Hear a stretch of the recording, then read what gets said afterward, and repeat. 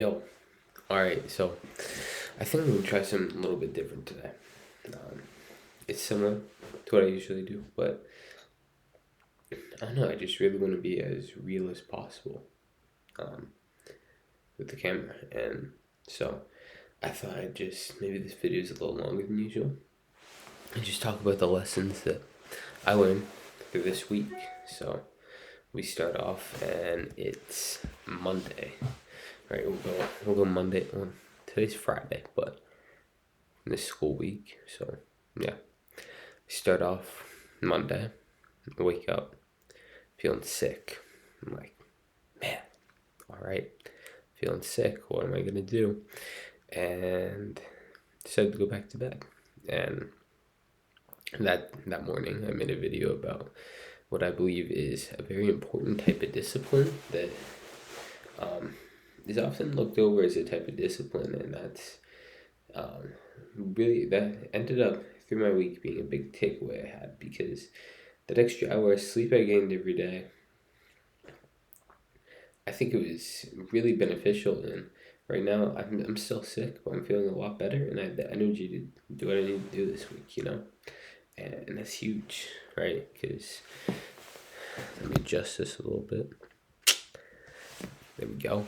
But yeah, I think that's a huge component in just like feeling your best and being your best, being the happiest and most present is not being tired. Pretty obvious, but you can't really be tired and live your best life. They don't go hand in hand, that's for sure. Um, but Monday, good day. Wasn't too happy I was sick, but what are you gonna do? And Tuesday, I woke up. I felt worse than I had in a long time. Um, and Tuesday, every week, I feel like Tuesday, I kind of have a cycle. But this Tuesday, it was not a great day. I mean, I think every day's a great day when you look at it in a certain way. But it was a little rough. I had a little rough point, and um, I got through it. But it mainly happened because Tuesdays I have 4 2-hour classes, so 8 hours of school, and uh, it just feels like a lot. Um, I'm not used to that in the U.S. My brain's. I think I would be really tired if it was in English, but everything's in French, and obviously I'm getting more used to that. But it's just constant new language that your brain can take a lot. It's a big toll. Um, so yeah, I was exhausted Tuesday, and by the end of the day, I was just ready to get home, and I really wanted to go climbing, and that didn't end up being a possibility. And also Tuesday, I was told that I would have another 2 hours, or 3 hours actually, of school on Friday evenings, and it was just not what I needed to hear that day because I was not in the mood for a classroom setting, if that makes sense. I was really had the urge to get out, and yeah, so Tuesday ended up being a combination of being sick, of feeling cooped up and stuck in the classroom setting, of just being tired, and not being accustomed to like having those super long days. So I don't know what I wrote my journal that day. Handy dandy little fella. Let's see, the 16th was yesterday, 15th, 14th. Today was a rough mental day. Being sick is just not a good feeling, and it often leads to, to me making choices that I, although they're necessary, am not a fan of, such as sleeping in and not climbing.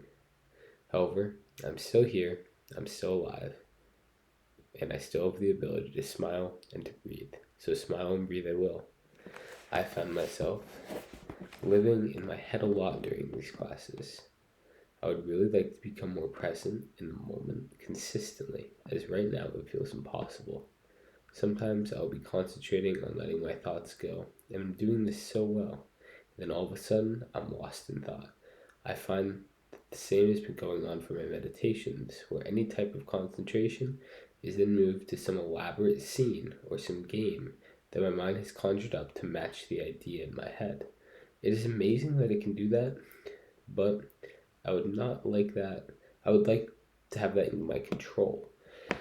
I really just need to deeply concentrate, and once I figure it out one time, I will be able to repeat it. Getting started is always the hardest part. So, I think that's really important for me to read because it takes you through what I was feeling that day, right? And how I reframe my mindset to be future oriented and positive. And that's something that I think I've really developed a good skill of doing, and it helps me get out of that stuck mindset, that um, lost, not present, a little not not really enjoying the moment. And when I can do that, and when I can look forward, it's really helpful. But then I woke up and it was Wednesday, and I have 2 hours of classes Wednesday, which is lit. And I slept until 8. Had my 2 hour test in physics and chemistry. Ate lunch with the family. Then climbed all day. It was an amazing day. That really got me feeling good. Yesterday, I had a long day at school, but really fun. Just really hanging out with friends, soaking in conversations. Today, same thing.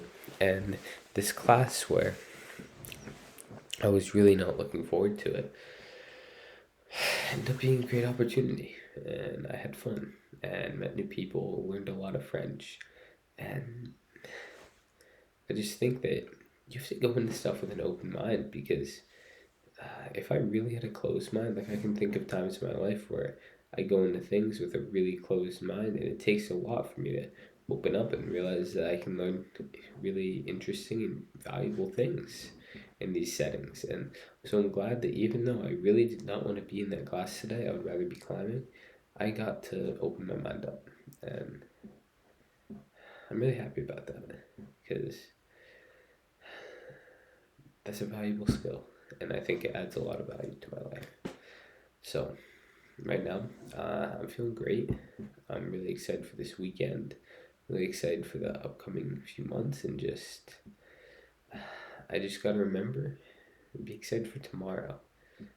One of the greatest quotes I've ever heard was just me and my friend were talking, and I was pretty future oriented. It was before I came here to France, and for the last few weeks in New Hampshire, I was feeling so present and really like it was the most present I'd ever felt. And I wasn't sure.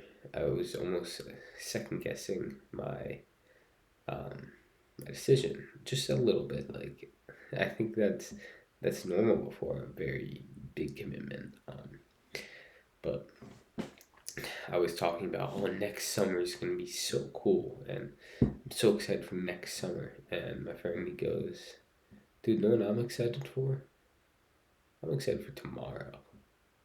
Like, man, that's so simple. Like, there wasn't anything going on tomorrow. Not that I remember. It was just the idea that he can't wait for tomorrow. He can't wait for what's right there. Like, he can find value in everything. And yeah, I think that's one big thing I've taken away from this week. You can find value in everything. You can find value in your lows. You can find value in your highs. You can find value in almost everything, in every conversation you have. There was a homeless guy this week. They kept asking me for money, and I said, I don't carry euros, so I'm like, sorry, man, I don't have that.